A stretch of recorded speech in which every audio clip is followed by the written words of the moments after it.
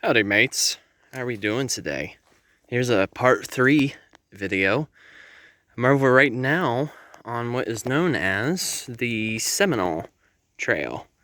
So, Seminole Trail is named after the Seminole tribe. So, my impression is due to them inhabiting this area, the Civilian Conservation Corps decided to name it the Seminole Trail. Yes, the Civilian Conservation Corps did come through here. They were actually responsible for building some of the structures that you'll see here, which include like some of the suspension bridges. Now, I'm not going to directly film those, but I do have images, you could say. But yeah, I figured while I was on this trail, there was an opportunity to walk among this partially dead live oak tree that literally spans just over the Hillsborough River. I gotta tell you, this river it's gorgeous. I think it even competes with the Myakka and the Peace rivers. And I say that just because it seems like over here, the banks are a lot higher. And it just seems like it's a much older stream, too. But, this actually brings up a good topic, when it comes to rivers, is I think a lot of us take our water supply for granted. And I think, for one thing, this is a friend of mine that Betty Osceola brought up. It was a really good point. She's like part philosopher. She's really cool. But Betty made a point how, we should really incorporate the practice of conserving our water use.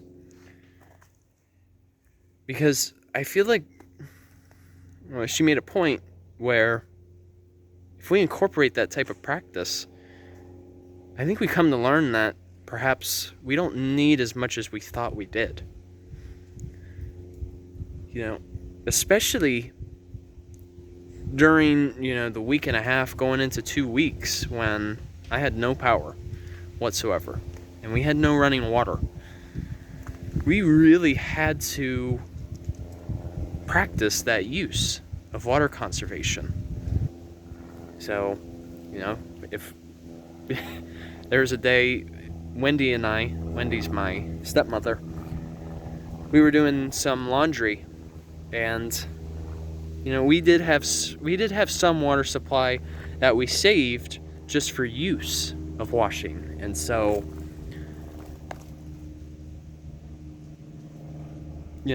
we essentially scrubbed the clothes in the water, left the clothes up to dry, and we would use that same grayish water for flushing our toilets, because obviously we knew we weren't going to be drinking that water given how dirty it was.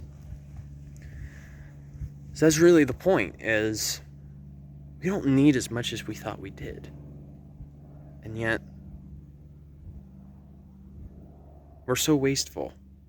Well, I shouldn't say we, but they are so wasteful.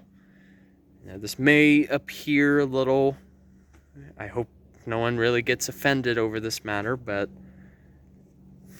it is the reality of the situation. And that's why keeping our waterways clean, especially these rivers, it's absolutely crucial, because rivers are like one of the top suppliers of our drinking water supply. And I think rivers fall just behind springs. So, essentially, wherever we walk, no matter where we are, we're always over a watershed. Now, watershed is another ecological term which refers to essentially a body of water that is underground. And these watersheds they supply the river. Not only that, but they also help provide life to whatever landmass you're at. Were it not for our watersheds, we wouldn't have all of these plants here. Not at all. And we wouldn't even be able to survive. Because it is said, if we go at least about a week without water, we will die. And, I don't think it's coincidence that, Earth is 70% water, and then the human body is 70% water. What does that tell you?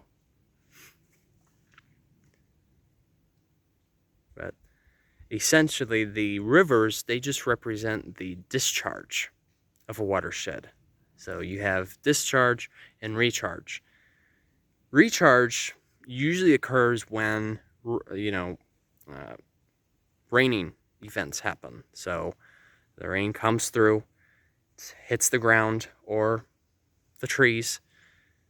Well, if it does hit the ground, that rainwater will percolate through the soil and thus will resupply that watershed. And then eventually, when that watershed fills up to a particular capacity, discharge occurs. And that's why we have our rivers, because that water's got to go somewhere, and it always finds the path of least resistance.